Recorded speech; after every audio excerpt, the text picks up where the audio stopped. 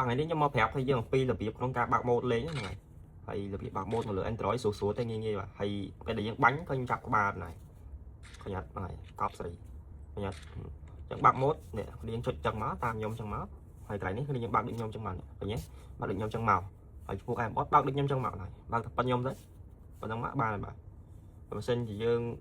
អត់ចង់បាញ់បត់យើងបិទនេះបាទនេះនឹងបាញ់អត់បាញ់បត់ហ្នឹងហើយហ្នឹងសេរីដូចខ្ញុំតានេះ color អានេះ color នេះតែយើងបាច់ដាក់ទេវាលេងតែប៉ុណ្្នឹងទៅហើយពេលយើងបាញ់ជំរឿននេះឃើញទេចឹងអាមខាងមែនតើ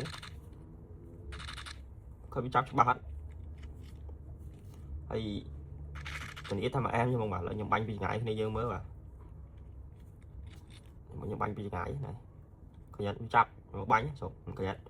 វាអស់ទៅណាទេហើយបាញ់แล้วហត់តែឆ្ងាយតិចចង់បាញ់ច្បាស់មែនអត់ឃើញអត់ឥឡូវហត់តែឆ្ងាយទៀតចាថាយ៉ាងការលេងម៉ូតគឺបែបនឹងឯងឃើញអត់ណែពីឆ្ងាយឆ្ងាយបាញ់ឆ្ងាយ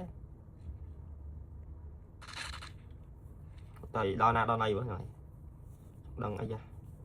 ដឹងមើលថាខ្ញុំបាញ់ដល់អត់ហើយនៅប្របែកនេះក៏ខ្ញុំបាញ់ត្រូវដែរឃើញទេតោះហើយហត់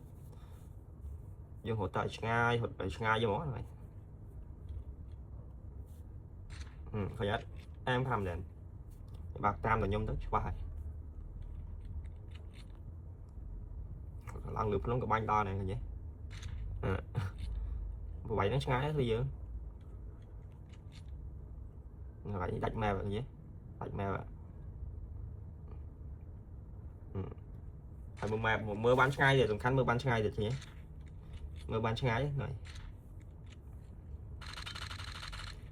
បាញ់ហ្នឹងឆ្ងាយដាច់ម៉ែបើថាមកមើលដាច់ម៉ែទៅមកហើយបាញ់ចឹងអាងខ្លាំងមែនតើសាក់ពោះអ្នកគាត់លេង PUBG បាទ